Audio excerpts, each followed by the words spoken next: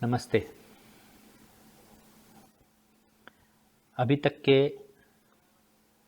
2 session में हमने self development और सोशल डेवलपमेंट एस्पेक्ट से एबीसी सब्जेक्ट को देखा। आज का टॉपिक इन दोनों टॉपिक्स को पूर्णता की तरफ ले जाने वाली टॉपिक है। सेल्फ डेवलपमेंट यानी स्व का निर्माण, और उसमें हमने देखा कैसे सत्य है, प्रार्थना है, हार्ड वर्किंग है, इस तरह के एस्पेक्ट्स हमारे स्वतः के विकास में कैसे उपयोगी होता है और उन वोकेबलरी को हम बच्चों को कैसे देते हैं प्री स्कूल्स में। सोशल डेवलपमेंट यानी घर है, स्कूल है, फ्रेंड्स हैं, भाई बहन हैं, इनके साथ कैसे रहना है और उस वोकेबलरी को हम बच्चे को कैसे देते हैं। सर्वांगीण विकास में, होलिस्टिक डेवलपमेंट में एक बहुत इम्पॉर्टेंट कड़ी है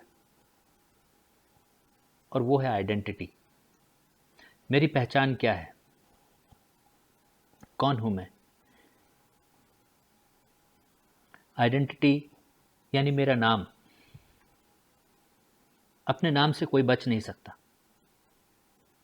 मैं किस परिवार से आता हूं, किस जगह से आता हूं। इस देश में आइडेंटिटी क्राइसिस एक बहुत बड़ा समस्या हो चुका है। हम उस विषय पे आए, इससे पहले आप आइडेंटिटी के इम्पोर्टेंस को समझें कि जब आप विदेश जाते हैं तो आपसे पूछा जाता है कि आप कहाँ से हैं, या शायद आपके चेहरे देख करके, आपके कलर देख करके, आपके व्यवहार देख कर ही आपकी पहचान लगा ली जा सकती है कि आप भारत से हैं।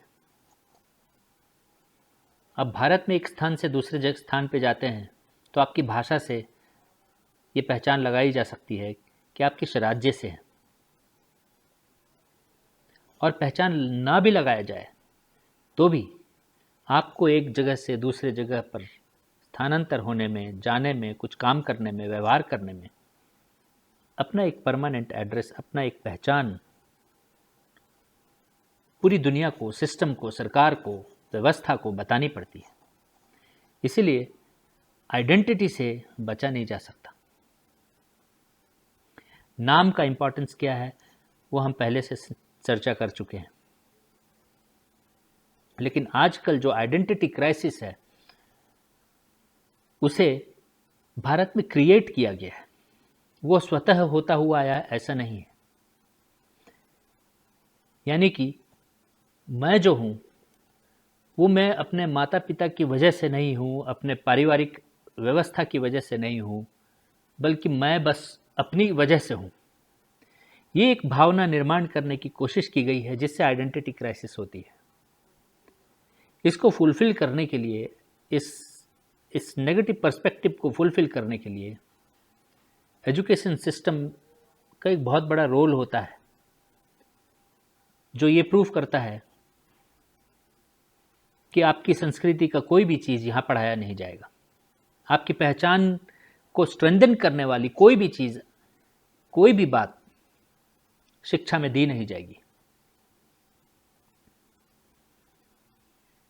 आप सरनेम का ही देखिए, ये जैसे हम कहते हैं भोसले हैं, सरनेम, तुरंत छत्रपति शिवाजी महाराज भोसले के साथ एक कनेक्शन बनती है, एक ऐतिहासिक पहचान बनती है।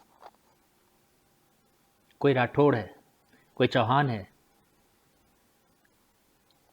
इसके बियॉन्ड हम जब परिवार की आइडेंटिटी को लेते हैं तो परिवार में जो ट्रेडिशंस चलते आ रहे हैं, जो परंपराएं चलते आ रही हैं, जिस तरीके से शादी ब्याह होते हैं, जिस तरीके से त्यौहार मनाए जाते हैं, जिस तरीके से लोग एक दूसरे के साथ मिलते हैं और व्यवहार करते हैं जब एक दूसरे के घर जाते हैं, ये पारिवारिक परंपराएं और व्यवहार वो भी हमारी आइडेंटिटी का हिस्सा होता है, जिसको स्कूल्स डिस्कनेक्ट कर देता है। और अंततः बच्चे को ये समझ में नहीं आता, या हमें ये समझ में नहीं आता कि हमने माता पिता से क्या पाया है और क्यों वो व्यवहार हमारे आइडेंटिटी का हिस्सा होना चाहिए। आइडेंटिटी को एक नेगेटिव पर्सपेक्टिव देने का जो प्रयास है हम उस पर बहुत ज़्यादा चर्चा नहीं करेंगे, क्योंकि हमारा एंगल एजुकेशन है, पॉलिटिकल नहीं है। परंतु हम सब की पहचान हमें अपने माता पिता से होता है, हमारे जन्म स्थान से होता है, हमारी भाषा से होती है, हमारी अपनी संस्कृति से होती है, परंपराओं से होती है, अपने देश से होती है। और इस पहचान को झुठलाना खुद को झुठलाने के बराबर है। आइडेंटिटी क्राइसिस होने से हमारा कॉन्फिडेंस खत्म हो जाता है, हमारे अंदर का प्राइड खत्म हो जाता है। ये प्राइड ही हमारे अंदर कॉन्फिडेंस उत्पन्न करता है, और ये कॉन्फिडेंस हमारी अपनी डेवलपमेंट में बहुत बड़ी भूमिका निभाती है। यदि हम स्पष्ट हैं कि हम कौन हैं, यदि हमें गौरव है कि हम कौन हैं, यदि हम अपने माता पिता की पहचान को लेकर के आगे बढ़ते हैं, तो हम उनकी पहचान को और मजबूत करने का काम करते हैं, एक अच्छा इंसान बनने की प्रक्रिया में आगे जाते हैं, क्योंकि हम किसी चीज़ से बच नहीं रहे होते। रविश कुमार बोलना और आगे का सरनेम नहीं बताना एक पूरी पारिवारिक परंपरा से खुद को अलग करने के बराबर है, बचने के बराबर है, जिसमें या तो आप कुछ नेगेटिविटी को कैरी कर रहे हैं अपने माइंडसेट में, जिसकी वजह से नहीं बता रहे, या फिर आपको ये कॉन्फिडेंस नहीं है कि मैं आगे कुछ अच्छा कर सकता हूं। बिना आइडेंटिटी के मानवता की बात करना बेईमानी है। आइडेंटिटी, नाम हमारी पहचान है, और उसको जीना, उसको साथ रखना कॉन्फिडेंस के साथ, प्राइड के साथ, जहां से भी आए हों, जो भी हों, जिस परिवार से भी आए हों, उस परिवार की उस पहचान को मजबूत करना, उसमें वैल्यू डालना अपने कर्मों से, अपने व्यवहार से, मानवता से, यह आइडेंटिटी का रोल है। और यह आइडेंटिटी ही पैट्रियोटिक भावना, राष्ट्रीयता, देश प्रेम की भावना में परिवर्तित होता है। आज हम इसी टॉपिक पे पढ़ेंगे, चर्चा करेंगे और इस एस्पेक्ट को समझेंगे कि हम छोटे छोटे बच्चों को आइडेंटिटी के पॉइंट ऑफ व्यू से प्री स्कूल में ऐसे कौन से वोकैबुलरी दे सकते हैं जो बाद में उनकी पैट्रियोटिक भावना का निर्माण कर सकता है।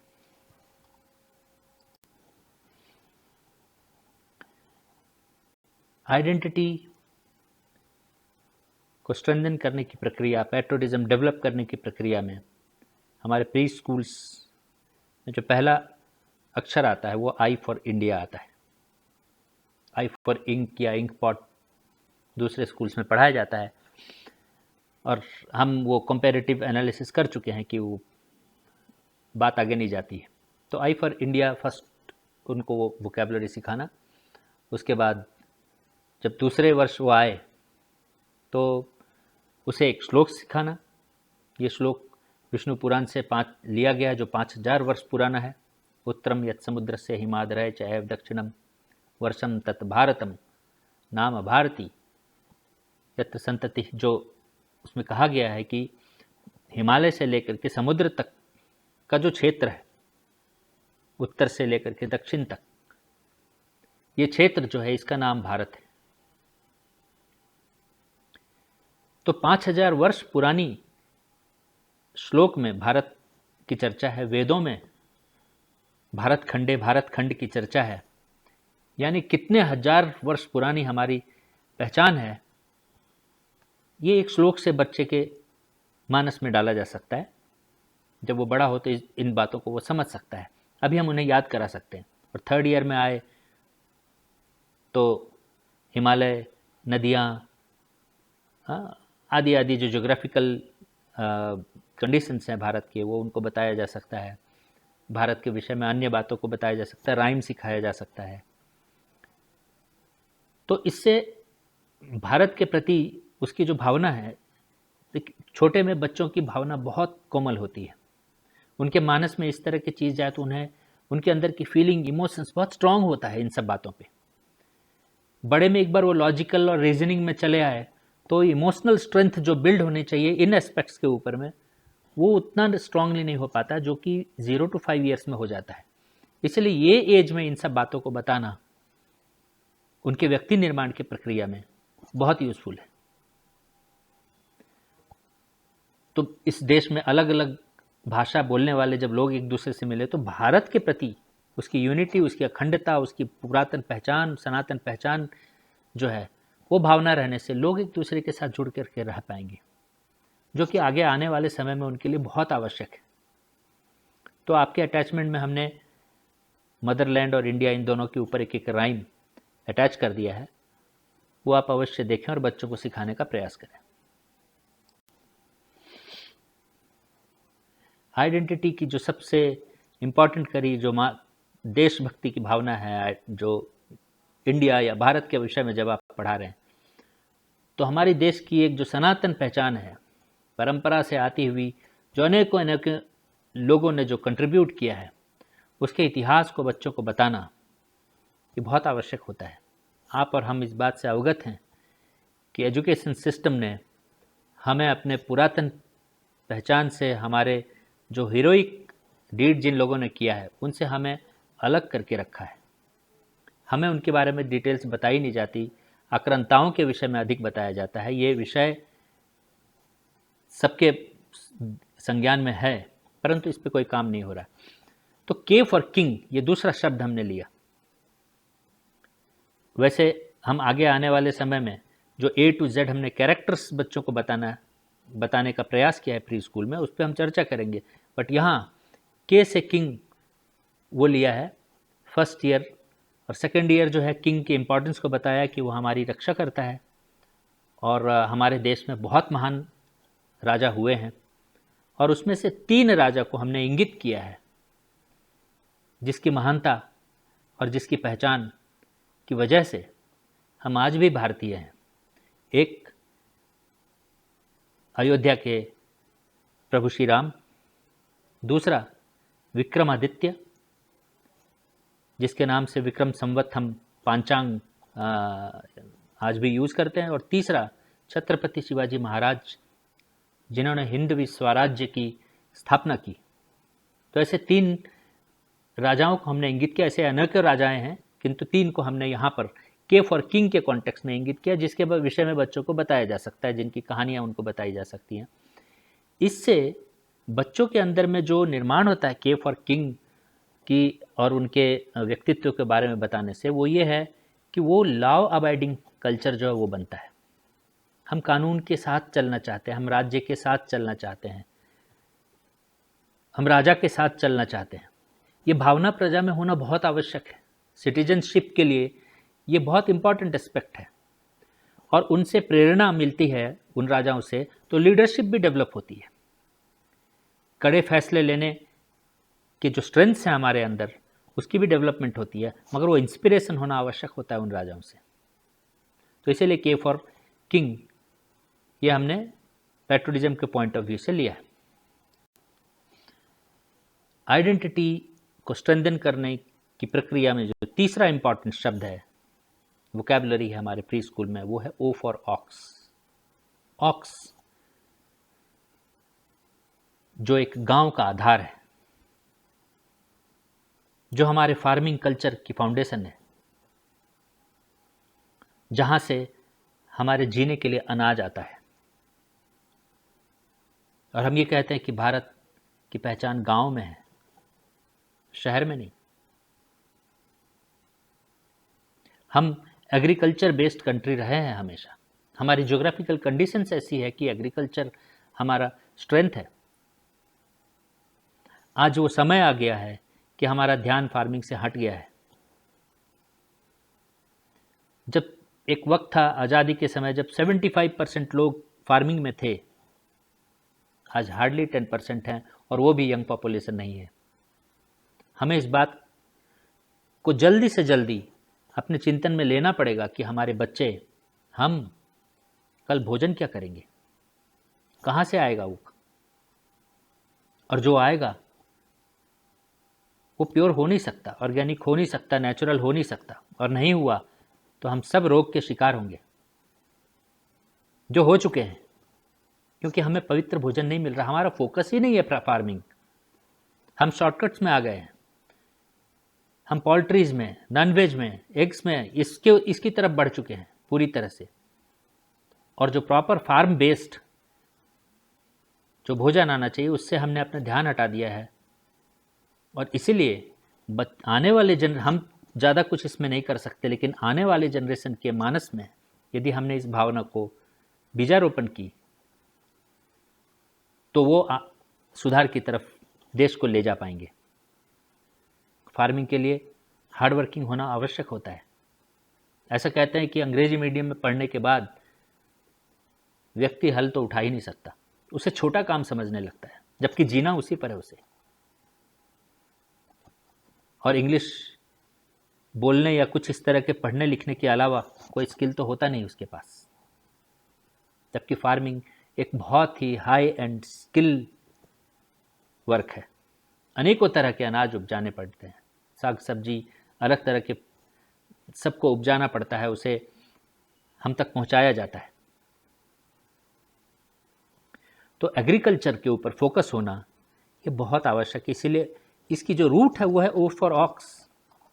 ऑक्स चले जाकर के ट्रैक्टर आने की वजह से इजी लाइफ, एक एक्स्ट्रावेगेंट लाइफ फार्मर्स को देने का प्रयास करने की वजह से वो लोन के चक्कर में गए हैं, वो हार्ड वर्किंग उनके लाइफ से गया है, खेत से प्रेम उनका कम हुआ है।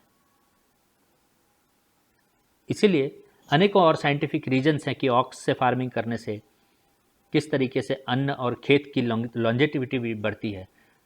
तो उन प्रक्रिया में ना जाते हुए बच्चे की मानस में ओ फॉर ऑक्स ये डालना हमारा उद्देश्य था। विलेज से उनको परिचित कराना ये डालना हमारा उद्देश्य है। और ऑक्स के ऊपर एक राइम है जो आपके फाइल में अटैच्ड है, वो आप देख सकते हैं।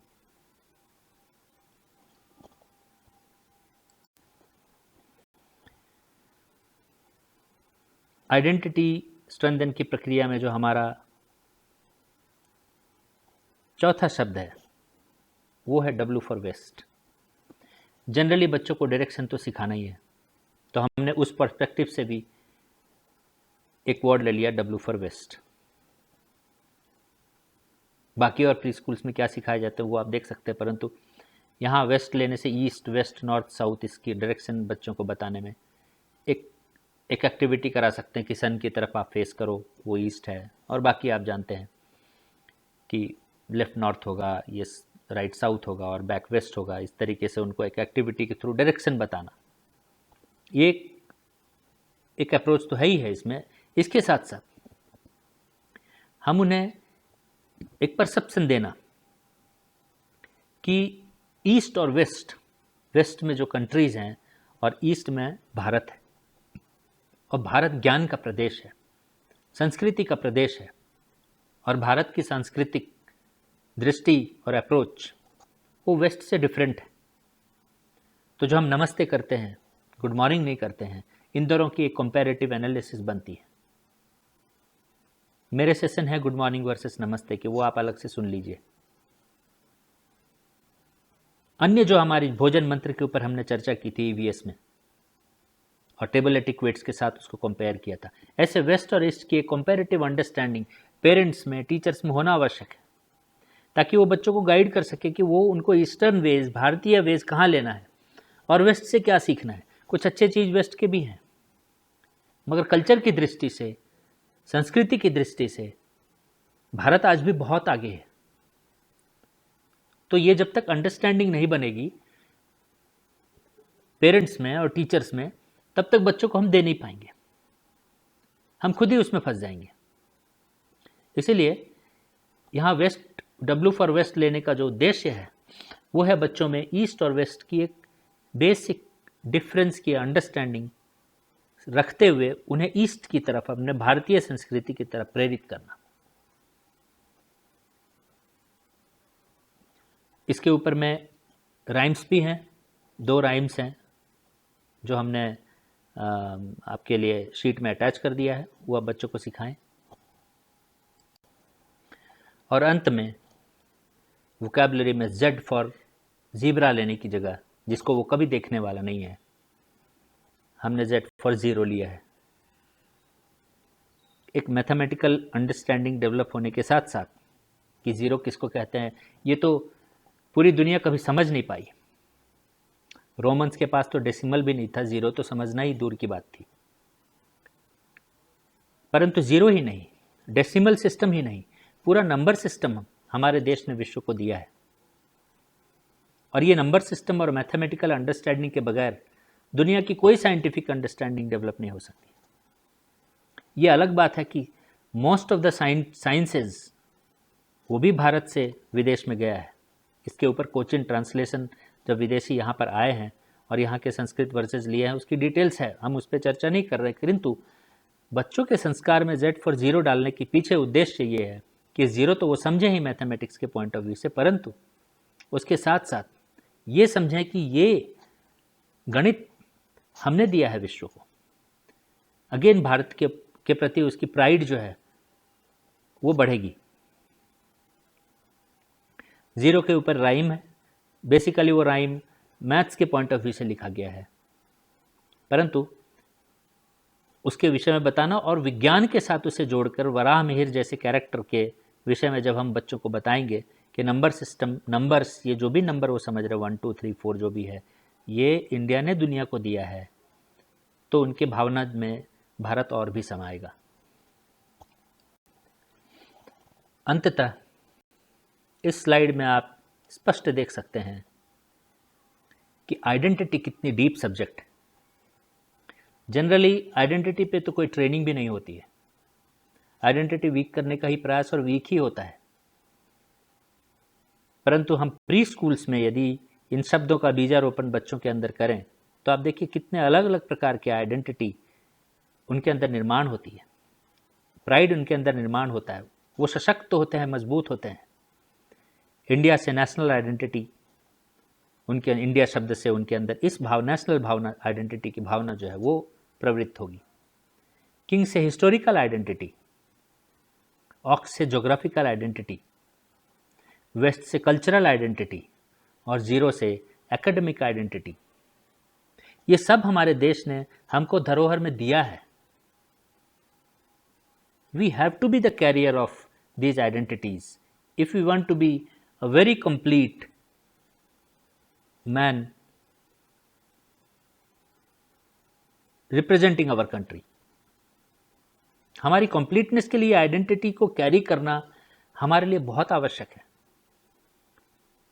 इतनी ये तो फिलॉसफी जो है ये हम, आप पेरेंट्स हैं, टीचर्स हैं, इसलिए हम आपसे बात करके आपको समझाने का प्रयास कर रहे हैं। बच्चे के पॉइंट ऑफ व्यू से इन शब्दों को उनके वोकैबुलरी में डालना, आप इंग्लिश ही सिखा रहे हैं परंतु आप उनको स्ट्रेंथन कर रहे हैं इमोशनली कितना, ये आप विचार करिए कि आइडेंटिटी के ऊपर बड़े के लेवल पे भी ये ट्रेनिंग्स नहीं होते हैं और हम बच्चे के संस्कार में इसकी बीजारोपण कर रहे हैं।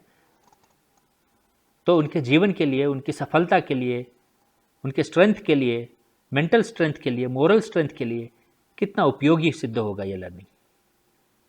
मैं आप सबको इस बात की शुभकामनाएं देता हूं कि यदि आप इसकी कैरियर बनते हैं तो आप आने वाले जनरेशन को बहुत बड़ा धरोहर दे रहे हैं। धन्यवाद।